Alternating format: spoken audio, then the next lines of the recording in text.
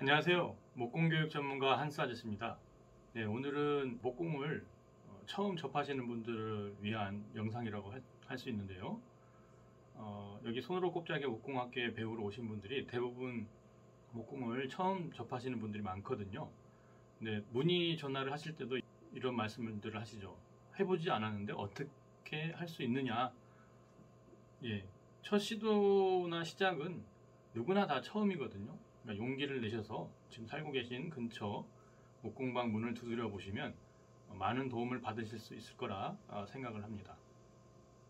이번 영상에서 다룰 내용은 목방사후라는 한스 아저씨가 정의를 내린 부분인데요. 조금 정리를 한다고 해야 될까요? 목공을 하는데 가장 기본적인 수공구를 목방사후라고 정의를 내려봤습니다. 목방사후 과연 뭘까요? 뭔가 비슷한 의미의 많이 들어본 문방사후라고도 아시는지 모르겠는데, 문방사후는 지필묵벼루, 지필묵벼루해서 이 네 가지를 얘기를 하는데요. 종이, 붓, 먹, 벼루 이렇게 되죠. 글씨를 쓰거나 할 때 꼭 필요한 네 가지다 해서 문방사후라고 얘기를 했고요. 이 문방사후에서 파생된 단어가 이제 문방구라고 하죠. 근데 저희가 이제 목공을 하는 곳이기 때문에 목방사후라고 한번 정의를 내려봤고요. 정의를 내린 목방사후는 뭐냐면 톱, 대패, 망치, 조각칼 이 네 가지의 수공구라고 말씀드릴 수가 있겠습니다. 우리가 사용하는 도구들을 가만히 살펴보면 나무라는 재료를 가지고 잘 다룰 수 있게 하기 위한 방법이라고 할 수가 있고요. 그 수공구를 잘 다룰 수 있다는 건 나무 결에 대해서 이해를 한다는 거고요. 나무 결을 이해를 하게 되면 기계 작업을 할 때도 어렵지 않게 또 안전하게 작업을 하실 수가 있으실 겁니다. 그러면 목방사후에 대해서 잘 들어보시고요. 목공을 처음 접하시는 분들한테 도움이 되셨으면 하고, 또 이 목방사후를 조금 더 세부적으로 설명드린 영상이 있는데요. 한스 아저씨 목공 기초 강좌 편을 보시면 거기에 톱, 대패, 망치, 조각칼에 대해서 설명을 해드렸으니까 그걸 한 번 더 봐주시면 목공 작업을 하는데 도움이 되지 않을까 생각합니다. 네, 지금 앞에 보이시는 게 목방사후 중에서 톱, 대패, 망치, 그리고 조각칼이 있습니다. 네, 여기 있는 톱과 대패, 망치, 조각칼 네 가지의 수공구인데요. 이 수공구들을 어떻게 다룰 수 있느냐, 다룬다라는 건 결국은 나무 결에 대해서 이해를 하는 겁니다.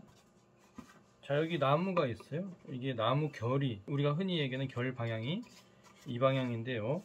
이게 나무가 서서 자라나는 방향이라고 할 수가 있죠. 이 방향을 어떻게 이용을 해서, 결을 어떻게 이용하느냐, 흔히들 얘기할 때 결대로 해라 그런 얘기를 많이 하시는데, 한스 아저씨는 이제 또 다르게 표현하기를 결을 이용하라 라고 표현하고 싶습니다. 그러니까 결이라는 건 고등결이 있고, 그러니까 결과 반대의 엇결이 있고, 또 결을 끊어주는 형태가 또 있거든요. 그래서 이런 도구를 사용할 때도 나무의 결을 어떤 식으로 이용하느냐에 따라서 결과물이 달라지고 이 작업이 수월해질 수가 있다는 겁니다. 자, 그러면 여기 톱에 대해서는 또 다른 영상에서 또 참고를 해보시면 될 것 같고요. 톱의 종류도 여러 형태가 있는데요. 사용하는 방법에 따라서 톱날 크기도 다르고, 마무리하는 톱이 있고, 이거 같은 경우는 이제 플러그 톱이라고 해서 목심을 잘라낼 때 사용하는 톱이거든요. 근데 보통은 톱날이 반듯하게 달려야 된다라고 많이들 얘기를 하지만, 이 톱은 이걸 눌러서 표면과 밀착이 되면서 눌려져서 목심을 잘라내는 톱입니다. 근데 이렇게 사용하는 이유는 뭐냐면, 두 개를 비교해 보시면 확실히 알 건데요. 지금 톱날이 큰 이 톱은, 대부분의 톱이 그렇습니다. 날 어김, 날이 일직선으로 반듯한 게 아니고 왼쪽 오른쪽 왼쪽 오른쪽 이게 지그재그 형태로 날이 구성이 되어 있습니다. 그래서 이 날의 두께, 날 어김의 그 폭이 어느 정도냐에 따라서 잘려지는 나무의 두께가 달라진다고 알 수가 있습니다. 근데 이 톱은 날 어김이 없습니다. 날 어김이 없다 보니까 이렇게 나무에다 그대로 대고 문질러도 그 자국이 잘 안 나는 거고요. 이 톱 같은 경우는 이렇게 하게 되면 이렇게 긁히는 자국이 생기기 때문에 주의해서 사용을 해야 된다라고 말씀을 드리고 싶습니다. 자, 그리고 대패죠, 대패. 이거는 이제 서양 대패라고 하는데 사용하는 방법이 조금씩 다르죠. 동양의 대패는 잡아당기는 날의 각도가, 이게 이제 대패 날인데요, 대패 날이 몸을 향해서 있기 때문에 잡아당기는 거고요. 서양 대패는 반대로 되어 있어서 미는 겁니다. 그래서 동양과 서양이 서로 어떤 반대적으로 이렇게 환경이나 문화가 다르다고 하는데, 이런 도구에 있어서도 다르다고 할 수가 있습니다. 이 톱도 마찬가지로 동양은 잡아당기는 톱이고 서양은 밀어서 자르는 톱이다. 그런 또 차이점을 알 수가 있고요. 망치는 이제 뭐 여러분들 흔히 봐왔던 망치들이고, 뭐 장돌이라고도 하죠. 이런 형태를 이제 못을 빼거나 이런 건 마치 얘기를 하고, 자그마한 나무 망치들도 간혹 보면은 이제 야구방망이처럼 생긴 망치를 쓰시는데, 조각을 하시면서 그거는 정타가 잘 안 되는 경우가 있어요. 그래서 오히려 더 위험하기도 하고, 손오kop자기 목공학교에서는 직접 망치를 첫 시간에 만드는 수업을 진행을 하고 있습니다. 그래서 망치 만드는 과정에 대해서는 또 영상을 올려드리겠습니다. 그래서 망치를 만들어서 직접 내 신체에 맞는, 내 몸에 맞는 망치를 직접 만들어 보신 것도 또 다른 재미가 아닐까 생각을 합니다. 우리 마지막으로 먹방사오 중에 네 번째, 순서가 중요한 건 아닌데 보통 사용을 할 때 이런 순서로 사용을 많이 하니까요. 여기 이제 조각칼 여러 종류가 있습니다.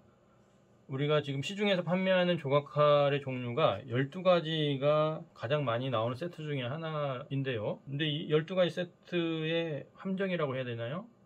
단점이라고 해야 되나요? 처음 조각을 접하시는 분들이 12개, 7개, 5개 세트가 있으면 대부분 7개 세트를 구입을 한다고 하거든요. 7개 세트를 구입하는 이유는 가격적인 부분이 조금 저렴하기 때문에, 12개를 다 하기는 너무 비싼 것 같고 종류도 많고, 5개를 하기에는 종류가 좀 적은 것 같고, 이런 이제 선택의 기로에서 7개를 선택을 해서 하자 하는데, 12개 세트에서 5개를 제외한 게 7개 세트고 12개에서 7개를 제외한 게 5개 세트입니다. 만약에 이분이 이제 조각을 계속 지속적으로 하거나 그렇게 된다면 또 중복 구매를 하게 되는 그러한 불합리한 현상이 벌어지지 않을 생각을 하고요. 그래서 한스 아저씨가 있는 손오kop자기 목공학교에서는 그 칼을 만드는 회사에 가서 또 다른 그 칼 세트를 구성해 달라고 7개 세트를 별도 제작을 한 케이스가 있습니다. 이렇게 해서 이제 설명을 드렸습니다. 목방사오를 잘 다룬다라는 건 아무래도 나무라는 재료를 다시 한번 우리가 생각해 보게 되는 건데요. 무엇보다도 중요한 건 항상 안전입니다. 목방사오를 잘 다룰 수 있다. 그건 결국은 안전과 직결이 되는 그런 부분이기 때문에 목방사오의 특성도 아셔야 되고, 목방사오를 어떻게 다뤄야 되는지 그거에 대해서 하나하나 알아보시고, 또 이런 영상이나 이론으로 알 수 있는 부분이 아니거든요. 그러니까 집 근처에 있는 목공방의 문을 한번 두드려 보시면 목공방에 계신 분들이 다 친절하게 설명을 해 드릴 겁니다. 네, 그러면 다음 영상에 또 뵙겠습니다. 네, 감사합니다.